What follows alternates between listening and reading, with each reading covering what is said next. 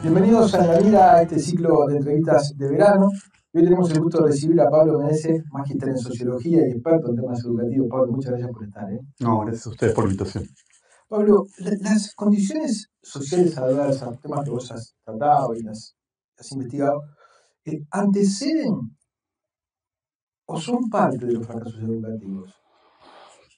Buena pregunta. Un poco de los dos. A ver, la desigualdad social o la desigualdad de origen, por decirlo de alguna manera, que puede estar expresada de muchas formas, ¿no? O sea, no solamente es desigualdad económica. Si vos, por ejemplo, no sé, te criás en un hogar donde económicamente están bien, pero no hay un solo libro y no hay como acercamientos a cuestiones más culturales, lo que se le dice capital cultural, vos también tenés un gap. Es decir, el hogar de origen es fundamental. Ahora, eso no implica que el sistema educativo no pueda hacer algo. Y de hecho, durante los últimos 60 años tenemos buenas pruebas de que el sistema educativo puede revertir condiciones del hogar de origen. Entonces, lo que hay que pensar es qué dispositivos son los que generan o los que interactúan o los que pueden mejorar esas condiciones. Entonces, más allá de que sea parte o la anteceda, el sistema educativo no solamente no es ajeno, sino puede hacer algo con eso. Pero cuando vos decís 60 años, ¿no? Sí. ¿Es lo mismo los primeros 10 años de hace No. 50 que los últimos 10? No, para nada, para nada. A ver, todo esto empezó... ¿Y para nada porque las condiciones sociales cambiaron o porque el sistema educativo cambió? Cambiaron las condiciones sociales, el sistema educativo y la demanda social sobre la educación. Que eso es algo importante que generalmente no hablamos. A ver, hace 60 años lo que pasó más o menos fue un tipo en Estados Unidos dijo, bueno, ¿qué escuelas funcionan mejores que otras? Entonces creó lo que se llama el informe Coleman, escribió el informe Coleman donde mostraba que las católicas les iba mejor, y él decía que era por una cuestión de asociativismo y que el catolicismo tenía como algunas características, pero después con los años empezamos a ver que eran características específicas de los centros.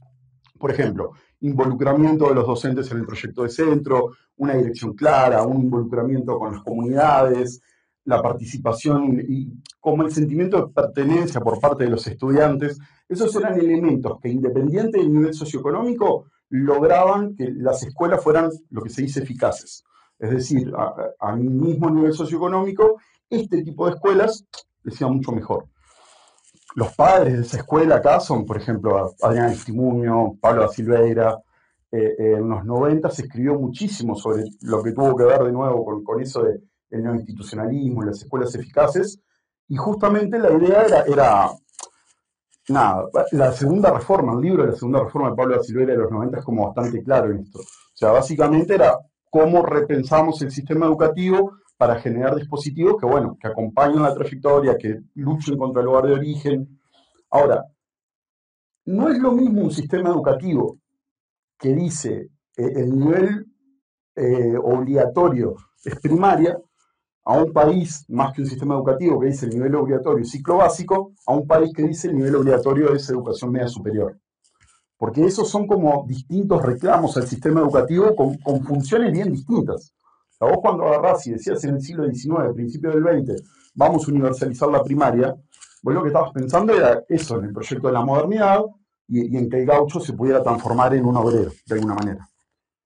Cuando vos incrementás los años de escolarización, cuando decís, bueno, el liceo también es obligatorio, y de hecho todo el liceo, que fue lo que hicimos en la ley del 2008, hay una demanda social sobre lo que esperamos de la educación. Yo creo que esa demanda social nunca estuvo del todo clara ni muy explícita, porque ¿qué es el liceo? ¿Es algo que te prepara para la facultad o es algo que te prepara para la vida? Y si lo hace, ¿cómo lo hace? Entonces, creo que cambiaron varias cosas sobre cómo entendemos tanto el sistema educativo como las demandas sociales al sistema educativo que hacen que justamente le pidamos otras cosas independiente del origen social, ¿no? 14 preguntas.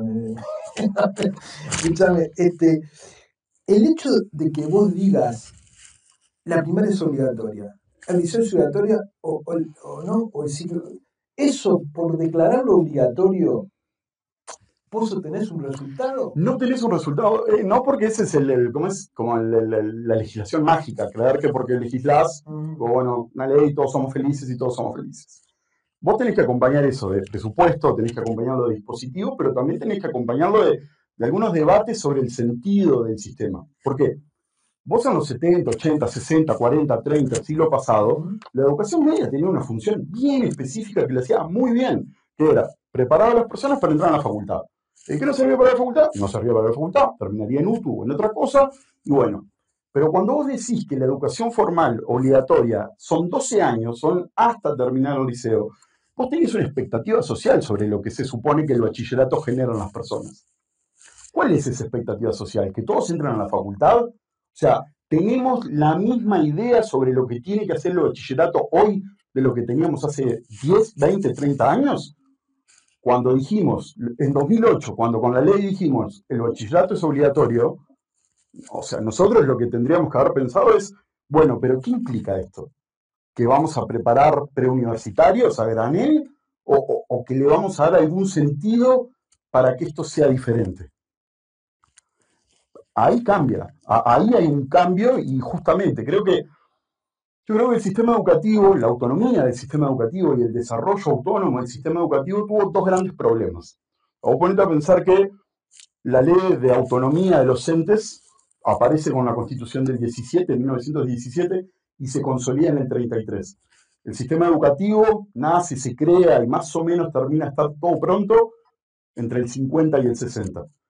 Y las políticas de protección en infancia, ¿no? Y adolescencia, la creación del concepto de los derechos del niño, del INAMI y todo eso, aparecen entre el 50 y el 60. Es decir, vos tenés una institución muy independiente y muy autónoma al margen de los reclamos sociales y al margen del sistema político. Entonces, lo que ha generado el sistema educativo a lo largo de estos años y las formas en las que se ha reinventado o reformado, en realidad tienen muchísimo más que ver con el mandato original y como la gran función social, institucional de la media, que con reclamo de las personas respecto a, che, me gustaría que cuando termine el liceo les sea más fácil laburar, y reclamos del propio sistema político sobre, por ejemplo, cómo implementamos políticas de cobertura en la infancia y en la adolescencia. Por ejemplo, vos tenés un presupuesto que es desmedido intergeneracionalmente. O sea, la cantidad de plata que ponemos en la tercera edad en relación a infancia y adolescencia es obscenamente distinta. Y de hecho esto fue parte del debate cuando la reforma de la seguridad social. O sea, la oposición lo que decía es, estás reformando la jubilación, tenés que pensar en reformar todo el sistema. Yo creo que el sistema educativo tiene como un potencial para justamente focalizar esa inversión, porque es el único momento en este país donde tenés a todo el mundo adentro de un lado. Vos, ninguna otra institución logra eso.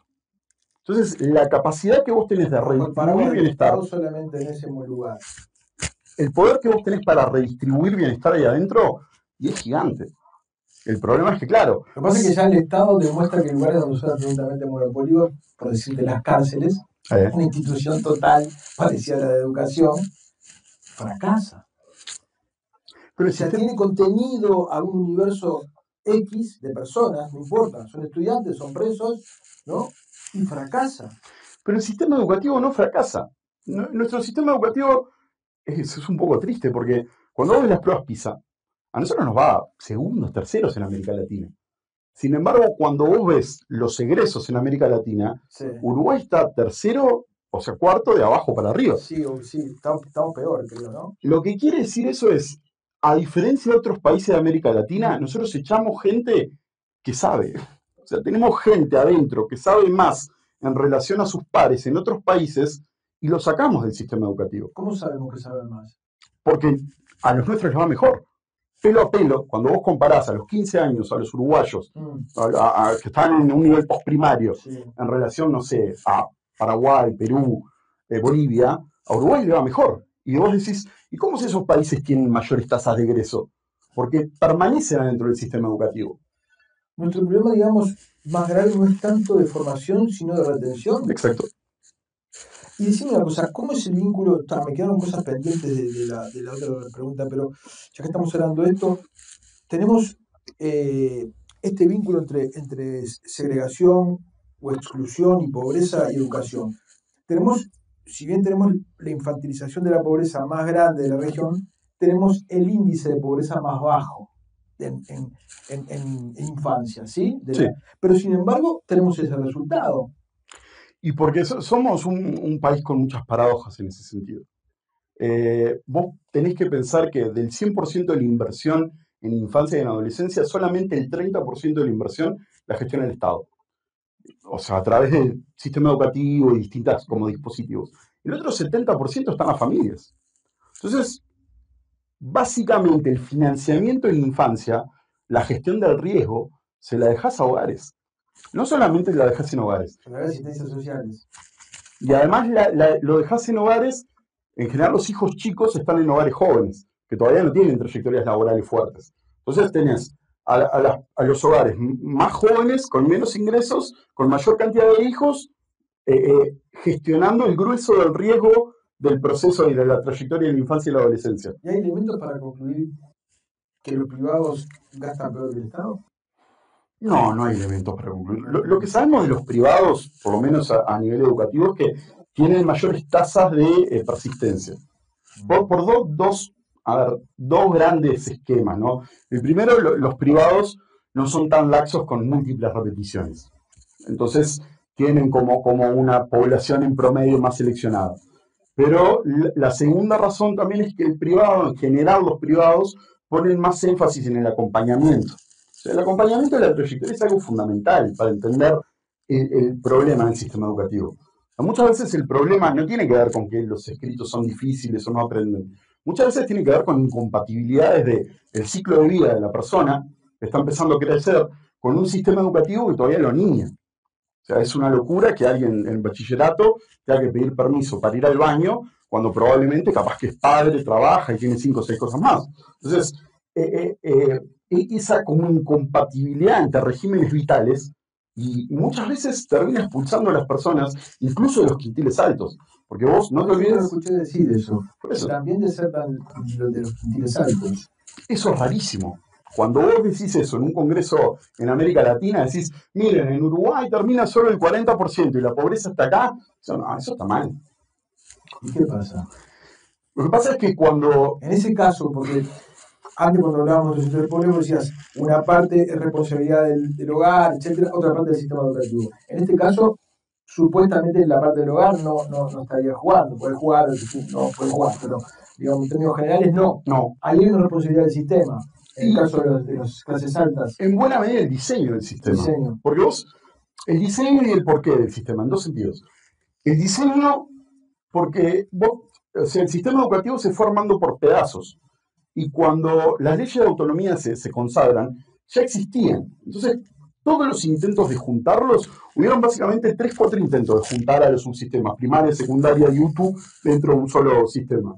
El primero fue en la ley del 70, la ley de educación, que es considerada una ley regresiva y en su momento fue muy resistida porque era el autoritarismo que se metía en la autonomía del sistema educativo para meterlos a todos juntos. Eso vuelve a pasar cuando la ley del 86 y vuelve a pasar con la LUC. Eso de, no, que están quitando la autonomía y están quitando los procesos de cogobierno dentro de los subsistemas, pero eso lo que termina generando en sistemas educativos tan viejos como el nuestro, que vos tenés partes, si es una pista donde corren, o sea, tenés un par de kilómetros de pasto, después cuando terminan tenés una montaña, o sea, cambia muchísimo el panorama en el que hacemos correr a los estudiantes. Hay una diferencia epistemológica fundamental entre el maestro y el profesor. El maestro lo educan lo forman para que él pueda formar sobre todas las áreas. El profesorado entiende que cada disciplina tiene su forma específica. Ese cambio, que es un cambio epistemológico, uno lo piensa desde el punto de vista de las instituciones, pero no desde el punto de vista del estudiante. Un estudiante que viene con una dinámica y aprendió a aprender de cierta forma, cuando cambia de año, le cambian la forma de enseñarle. O sea, vos lo que le estás cambiando es como muy medular. Eso no lo está debatiendo nadie. Nadie está sentándose a decir, che, ¿cómo armonizamos el magisterio con el profesorado para que este salto, que es netamente epistemológico y tiene que ver con dos disciplinas que no lo han discutido y no se han puesto de acuerdo, para que no impacten la trayectoria del estudiante? Porque, de nuevo, eso es cómo generamos el recorrido de la pista. En Uruguay la pista es violenta. Entonces, regímenes muy cerrados, por ejemplo, vos antes tenías que salvar X materias. Y si perdías, tenías que dar todas de nuevo. Entonces ese sistema es como, no sé, si tengo 13 materias, salvo 5, por más que me haya quedado una para no pasar, tener que volver a recursar las 5 que sí salvé, como esos sistemas de penalización, o agarrar y decir, bueno, a humanístico derecho, no, quería hacer ingeniería, tener que volver para atrás, desarraigarme de mis pares, para después ir por acá.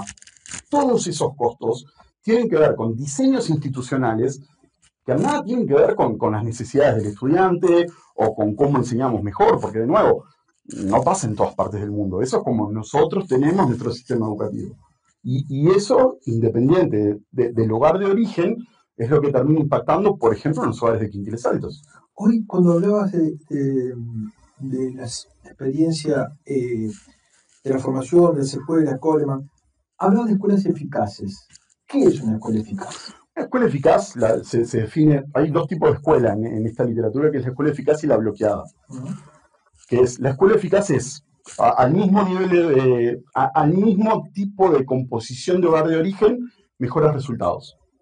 ¿Tá? O sea, independiente del hogar, pero principalmente, si vos ves, yo qué sé, vamos a comprar el jubilar con otro, escuela eficaz en ese sentido sería el jubilar, porque con el mismo nivel de origen logra mayores resultados.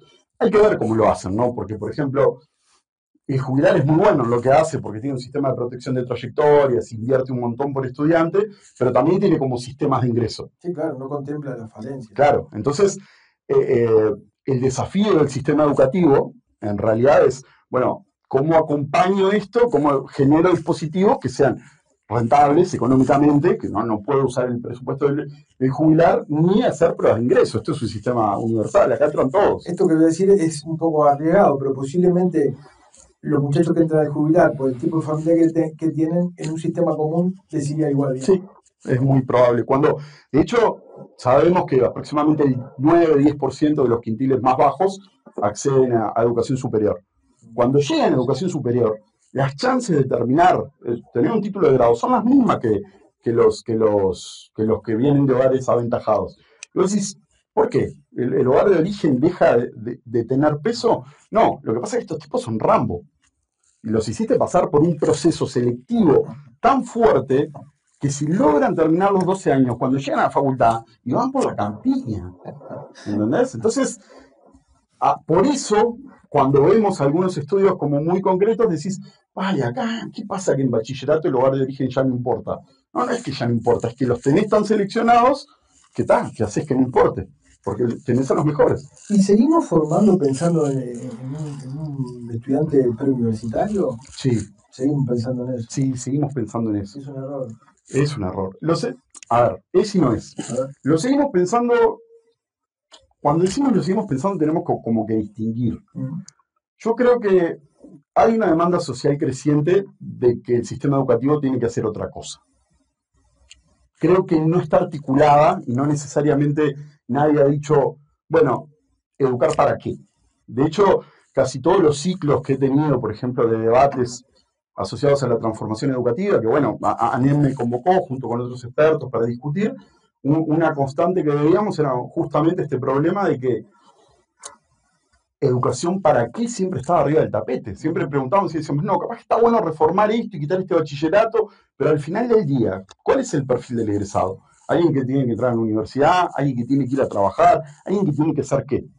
Yo no tengo una respuesta para eso, pero lo que sí tengo claro es que la respuesta la tienen que dar el sistema educativo, la sociedad civil y el sistema político. O sea, tiene que ser una respuesta compuesta. O sea, no puede ser el ethos o la cultura del sistema educativo, que justamente tiene, por mucha endogamia y por mucha historia institucional, tiene una idea muy propedéutica, no puede ser lo que quiere el sistema educativo, claramente, digo, el sistema político, porque bueno, el sistema político cambia y está bien cierta autonomía justamente para no estar con los vaivenes.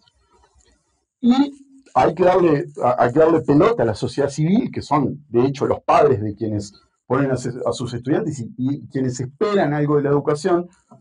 También hay que tener cuidado, porque, de nuevo, son tres actores que tienen muy fuertes intereses para que la educación funcione, pero también tiene muy fuertes intereses corporativos internos para generar como sus propios juegos. Si nosotros dejamos la autonomía o dejamos la conducción del sistema educativo en cualquiera de esas tres piezas sueltas, va a ser muchas cosas buenas, pero en algún momento ciertos poderes corporativos van a empezar como a tallar.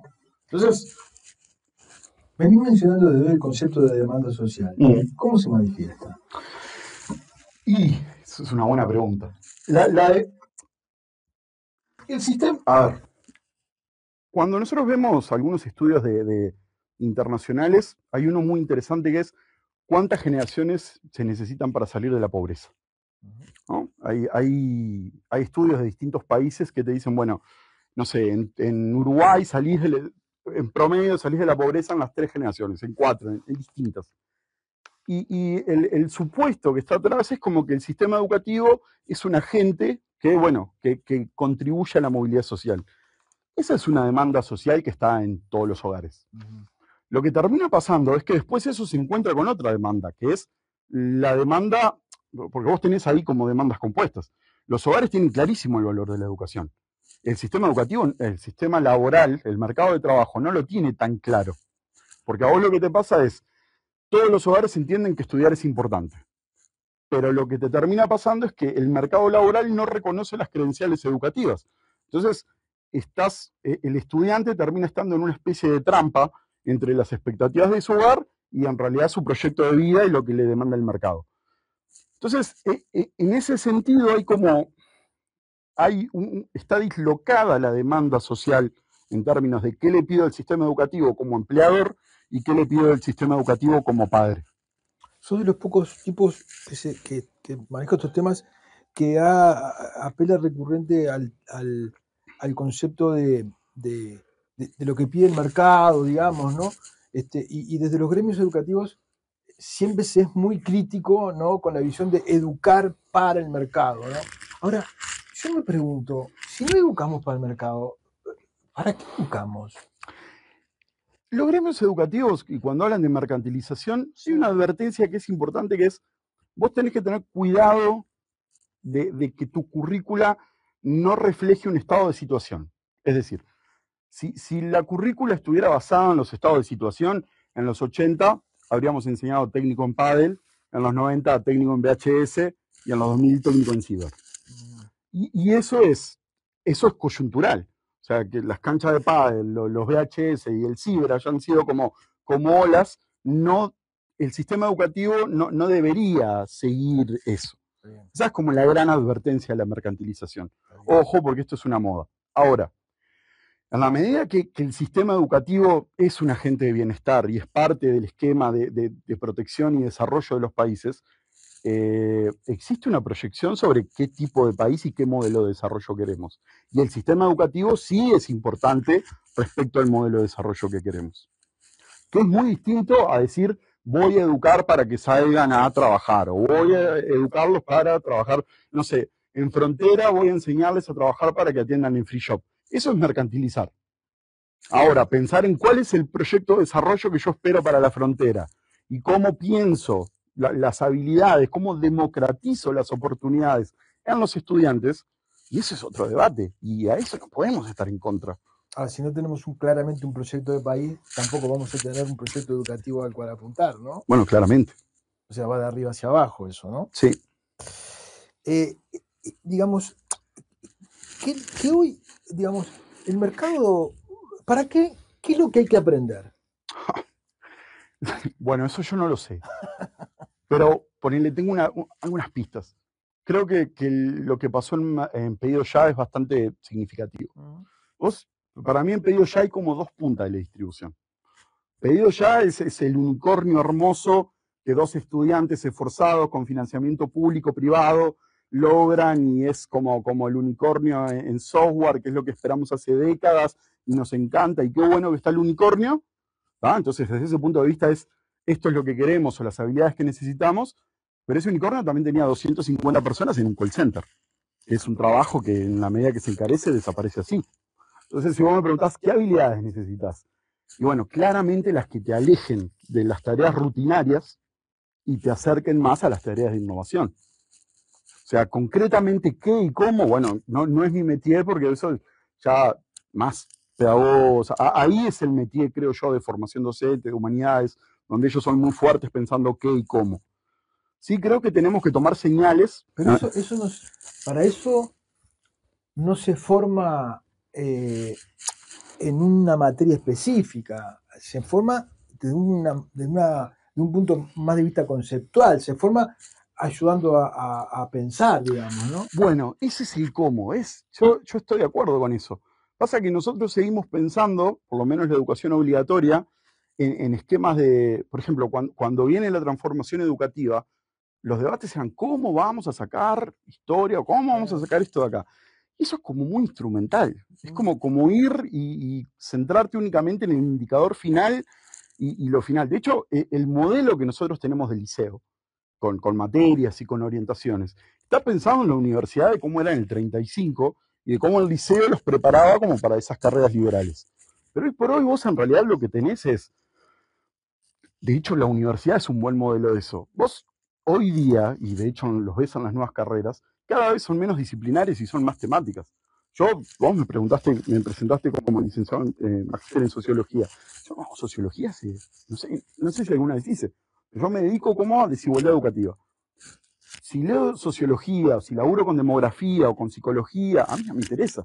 A mí lo que me interesa es abordar como las desigualdades del sistema educativo. Claro, pero la formación te sirvió para eso. Sí, pero ¿qué pasa? La formación formal obligatoria no está pensada de este modo. Todavía sigue pensando como en estructuras disciplinares muy cerradas. Entonces, claro, nos cuesta pensar en las competencias que queremos o las habilidades que necesitamos o que están buenas y pensamos mucho más en contenidos. Y creemos que si llevamos adelante esos contenidos, eventualmente estas habilidades son transversales y también se pueden desarrollar. Pero a priori no tengo pruebas de que eso sea así. Ahora, fíjate todos los temas que estás tocando, ¿no? Que tienen que ver con cuestiones políticas, con el tipo de país que queremos, con ayudar a pensar, y termina todo pero en algún punto pasa por el docente, ¿no? Sí. Entonces, ¿qué le estamos pidiendo al docente? ¿No? Demasiado les estamos pidiendo. Estamos pidiendo mucho. Le estamos pidiendo mucho al docente y le estamos pidiendo mucho al sistema educativo. Porque nuestros centros educativos son los mismos que eran hace 40 años. En términos generales, han cambiado muchas cosas, pero la estructura, una dirección de un docente, el sistema de adscriptos o de maestros y cómo se estructuran los centros, no ha cambiado radicalmente. Yo te decía que el sistema educativo estaba pronto mucho antes de que apareciera la Declaración de Derechos del Niño. Es decir, las políticas de protección en infancia y adolescencia las hicimos al margen del sistema educativo. O sea, el sistema educativo funciona por acá y todas nuestras políticas de protección acá. La pregunta es, ¿qué pasa si hacemos así? ¿Qué pasa si el sistema educativo se repiensa y dice, che, y si somos un agente de bienestar y no solamente un centro de enseñanza, y si dejo de pedirle al maestro esto y pienso, por ejemplo, en direcciones de equipos multidisciplinarios, pues siempre que pensamos el equipo multidisciplinario en los centros lo pensamos como un taller mecánico. Viene el niño en la clase, se rompe, lo mando al taller con psicopedagoga, psicóloga y vuelve sano y sigue corriendo. Pero muchos docentes dicen no somos guarderías. Bueno, ahí hay una demanda social sobre qué es el sistema educativo que el docente se tiene que replantear. ¿Qué no podemos pedirle al sistema educativo? No podemos pedirle al sistema educativo hoy, como es, que tenga como un sistema de protección general, no se lo podemos pedir, porque no le damos ni las herramientas, ni la formación, ni la institucionalidad. O sea, un centro no tiene mucha autonomía. Entonces no puede ni meterse en la casuística, ni coordinar con el resto de los agentes del territorio, se le complica mucho. Entonces, pedirle al sistema educativo, honestamente, que acompañe como procesos vitales al margen de lo que trata de enseñar, hoy es una locura. Ahora, es una locura seguir creyendo que eso tiene que estar afuera del sistema educativo. La fragilidad de la población que el sistema educativo atiende, ¿hace más necesario más presupuesto? Sí. Necesitamos más presupuesto por muchas razones. Por ejemplo, El tema del debate sobre el presupuesto es que se corre el riesgo de atribuirle todo al dinero. Pero hay que tener un proyecto. O sea, si vos, lo que pasa es que vos tenés que pensar el proyecto del sistema educativo que querés para pedir presupuesto. Te voy a pedir, por poner un ejemplo. Si vos me decís, mira, te doy plata, ¿dónde le invertís? Y yo te voy a decir, mira, lo primero que hago es quitar el sistema de elección de horas y ir a docentes cargo. O sea, dejar de que un docente, sus horas estén compuestas por muchos liceos y generar en cada liceo un cargo de 8 horas, dedicación total, donde el docente pueda estar ahí, pueda desarrollar su experiencia, todo. Porque hay algo que no sabemos, que es el efecto individual del docente dentro de la educación media es muy marginal. Porque vos tenés que pensar que si vos sos docente en un liceo promedio, vos a lo largo de una semana tenés de 350 a 400 estudiantes. Y si vos sos un estudiante, al docente lo tenés como mucho 4 horas una vez a la semana. Entonces el efecto directo en media del docente sobre el estudiante es súper marginal. Si nosotros pensáramos en centros educativos donde el docente tuviera todo, que es un reclamo histórico de los docentes. O sea, es raro porque después cuando el sistema de elección de horas se pelean y se enojan, pero en general el reclamo histórico es docentes con cargos de tiempo completo. O sea, ahí harías un cambio, porque ahí le permitirías a los docentes, como hizo primaria básicamente, le permitirías un esquema donde el docente se apropie más del centro, se apropie más del proyecto, genere un proyecto, el estudiante conozca al docente, lo vea todo el tiempo, no solamente lo vea 4 horas una vez por semana. Entonces, esos son cambios que sí requieren presupuesto y requieren también, porque vos si haces eso dejás mucha gente sin trabajo, porque hay mucha gente que vive de agarrar puchitos de horitas que van quedando. Entonces, si vos generás cargos, esos puchitos desaparecen. Hay mucha vulnerabilidad en la carrera docente en educación. O sea, de eso tenemos que ser conscientes. O sea, son profesionales que tienen no solo poco reconocimiento, sino que también el sistema educativo sigue pensando en un modelo de gestión muy viejo que no le permite al mismo desarrollarse profesionalmente, desarrollar sus proyectos, le da poca autonomía. Entonces, también hay que entender el enojo. Yo entiendo un poco lo reaccionario de los sindicatos. Está bien. Esta pregunta me la puso la productora ejecutiva. A ver, hay carreras universitarias donde en otros países duran 3 años y acá el MEC obliga 4 años. A ver, sí, vos tenés tecnicaturas, acá tenés tecnicaturas más cortas, pero el problema no está en la duración de las carreras de grado. Por ejemplo, el problema está en que tenés un 11-12% dentro del UDELAR. 20 y pico si juntás tu formación docente y todo. Pero vos tenés tan poca gente dentro del sistema educativo que así duren 2 años, 4 años o 6 años. Y además, nuestra educación superior también tiene muy serios problemas que creo que el día que si logramos, antes de que me jubile, masificar la media, creo que voy a empezar a hablar de los problemas de la educación superior, que es la educación superior no es una panacea, ni muchísimo menos. O sea, la eficiencia terminal que tenemos adentro de nuestras instituciones, el nivel de financiamiento, la discrecionalidad que tenemos en la gestión, o sea, o sea, realmente... No mucha atención porque primero porque son pocos y después porque normalmente los que llegan están más... Su vida no va a ser... Claro, pero no lo pensamos como en el sentido de decir, esta es nuestra institución de educación superior donde el 80% de la investigación está acá. Por ahí. O sea, cuando empezás a ver de cerca cómo funciona, decís, no sé si el liceo no funciona mejor a veces. O sea, con eso te digo todo. Y seguimos teniendo un sistema de grado. O sea, vos en Europa tuviste lo que fue el acuerdo del Pacto de Bolonia, la reforma, ¿no? Que lo que hizo fue armonizar todos los sistemas universitarios de la Unión Europea, justamente para reconocimientos de títulos y transversalidad. Y eso fue a través de flexibilización. O sea, vos lo que te pasa cuando vas a hacer un posgrado al exterior es que, yo qué sé, caes con una maestría a hacer un doctorado y ya tenés barba con canas y fuiste director de 20 proyectos y publicaste 30 papers y todo el resto de tus compañeros son pibes de 20 años que todavía no laburaron. Y vos decís, ¿qué está pasando acá? Nosotros entendemos a la educación superior y entendemos las carreras de grado como un proceso increíblemente formativo donde les pedimos un montón de cosas. En el resto de los países, Europa, principalmente Estados Unidos, es no, que vengan al sistema educativo. Nosotros, entonces, los mastican tanto a lo largo de tantos años, están dentro durante tanto tiempo que terminan teniendo resultados. Por eso, incluso yéndoles peor a los 15 años, eventualmente siguen estando. ¿Entendés? Se mantienen. Exacto. Pablo, te quedo muy agradecido. No, ustedes. Gracias por habernos acompañado. Les invitamos a suscribirse a nuestra página de YouTube. Muchísimas gracias.